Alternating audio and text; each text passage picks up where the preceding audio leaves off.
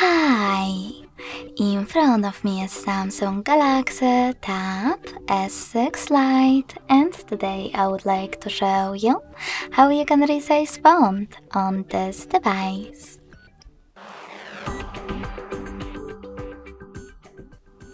You need to start by opening Devices Settings.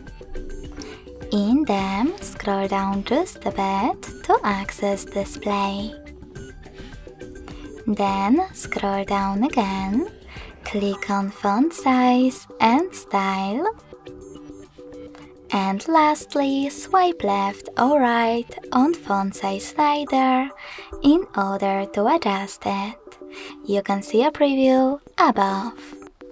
So now when I go back, as you can see, size of my text has changed.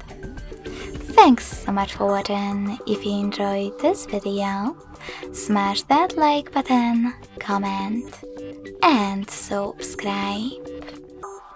Bye!